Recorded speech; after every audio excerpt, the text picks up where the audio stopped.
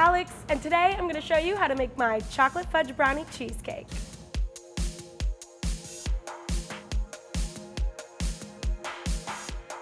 So this was actually the first cheesecake I ever did for Tasty, so I guess you could say it was the cheesecake that started it all. I really love cheesecake. So when I was developing this recipe, what I was really looking for was some really beautiful layers. And the flavor is pretty easy. I mean, what's better than chocolate fudge brownie and cheesecake? So the bottom of this 3-layer cheesecake is the brownie, arguably the best layer. I chose to make the brownie layer out of boxed brownie mix, but feel free to make your own brownie recipe if you choose to. Just makes it a little easier. So the second layer is the cheesecake, of course. I chose to do a classic baked cheesecake recipe, so we're gonna have to double bake this cheesecake. Because you have to bake this cheesecake twice, a lot of people were worried that the brownie layer would actually burn or get too hard by the time the whole cheesecake is done baking, but don't worry. The cheesecake layer creates a sort of a barrier and keeps your brownie really fudgy and moist. And if you really wanted to, you could swap out the cheesecake layer for a no-bake cheesecake and just pop it in the fridge after your brownie is done baking. But I will always prefer a baked cheesecake to a no-bake cheesecake. So a springform pan is really useful because the sides release. So it's great for like a softer cake like a cheesecake when you don't want to mess up the sides and stuff. So you just release, am I describing this well? You just open the clip on the side and lift it up and you're ready to go. In case your cheesecake cracks a little bit on the top, don't worry, we're gonna cover it in our third layer, which is the beautiful chocolate ganache. Also very delicious. So chocolate ganache sounds scary to make, but it's super, super easy and it's delicious and very beautiful. All you have to do is melt down your chocolate with hot, heavy cream and mix it until it creates a beautiful, silky mixture. Once all the chocolate is melted, you're ready to go. This moment where I drizzled the chocolate ganache over the cheesecake is one of my proudest Tasty moments. So the easiest way to do this glaze is to move the cake onto a rack on a baking sheet. So when you pour over the chocolate ganache, it runs off into the pan instead of all over your table. Out of all of the videos I've made, I still go back to this shot because it's so beautiful, just the way the chocolate drips over the cheesecake.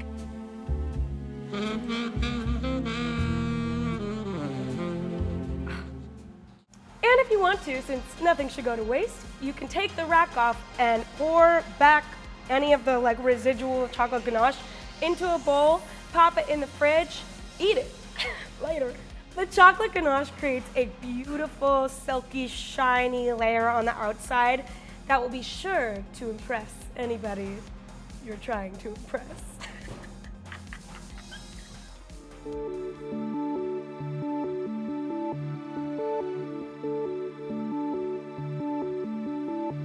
Hi, I'm Rie, and this is my recipe for rose crepe cake. So a few years ago, there was a trend where you roll up apple slices onto a pie sheet and made a little tart. So I was wondering if there was anything I could make that would look pretty like that. And I came up with this idea using crepes instead of pie sheet. I wasn't sure if it's gonna work first, but I tried it anyways. And when I think of crepes, my favorite filling is strawberry and whipped cream. So instead of apples, I decided to use strawberries. The important thing about making crepes is rest the dough for at least 30 minutes because we are mixing with milk and flour, which creates gluten. And you don't want to make chewy and rubbly crepes. If you want, you can also rest it overnight and make it the next day. I chose cream cheese filling because it's a little thicker, so easy to work with. You are ending up making a bunch of crepes for this recipe, and that will take time, but I also think it's fun as well. So I tested this and made a pretty small version that was really cute. But when I make dessert, I usually want to share, so I don't want to make it just for myself.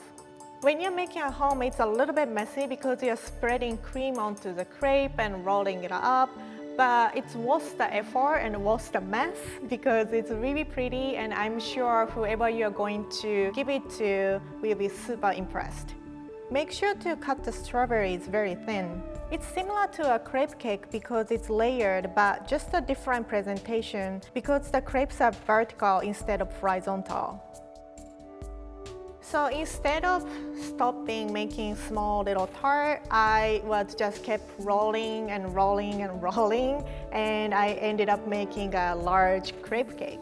I think rolling it up, it's the most fun and difficult part because it's kind of like building a snowman. It's the same cake all the way through, it just gets bigger. Also, after you make this rolled crepe big enough, then you can start layering it on the side instead of rolling them. What you end up with is a super pretty roll of crepes all standing up with strawberries kind of looking like a flower, which is why I called this a rose crepe cake.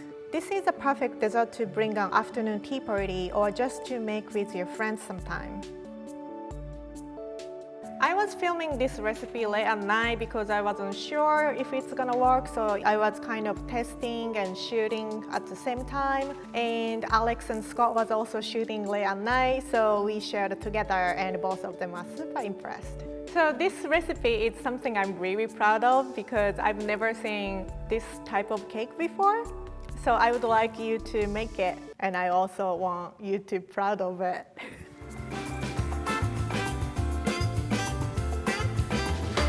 Hey, I'm Alvin, I'm a tasty producer, and today I'll be showing you how I came up with my recipe for the 5-layer brownie cookie cheesecake.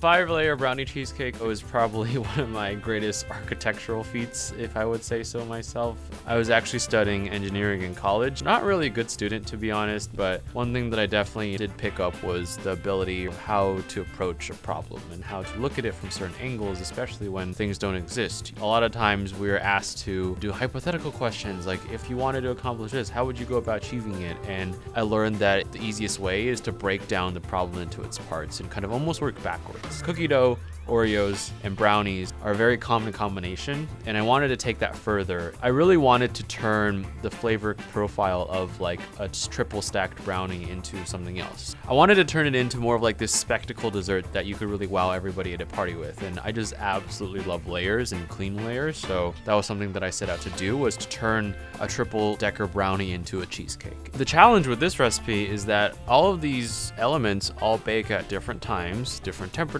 and have different thicknesses. I kind of wanted to go after the vibe of when you go to a Cheesecake Factory and they set down this slice of this beautifully cut and assembled cheesecake. I really didn't know how this was gonna go until I made it, and I had to do a lot of pre-planning and thinking and being able to try to predict how the food would behave in a way that I had never done before. I was hoping that the brownie batter would not get dry. I guess that the cream cheese and the mixture would give the brownie moisture. It was really gratifying to pull something like this off, especially when you have never really done this before. I guess I felt really happy and relieved that it actually worked. After the brownie and cheesecake were set, that's when I put the Oreos and the cookie dough on top. I don't try to do recipes a lot of times because I think I really enjoy the challenge of getting it right on the first or the second try. Kind of nerve-wracking to cut it open because you really don't know how it's going to turn out until you actually slice it open and see the layers, and to my luck it really worked out well. I was able to see all 4 elements in their entirety. I love to spend time just thinking about the food and really just trying to guess and predict how food is going to behave, and sometimes I really just sit down and write things down and try to map out or draw out how certain foods will look before and after. And so for this one, I thought about it a lot and made some decisions, and that's the sort of approach that I like to take because there's something really cool about trying something that's completely new and then somehow landing it on the first try. What combination of desserts do you want me to attempt next?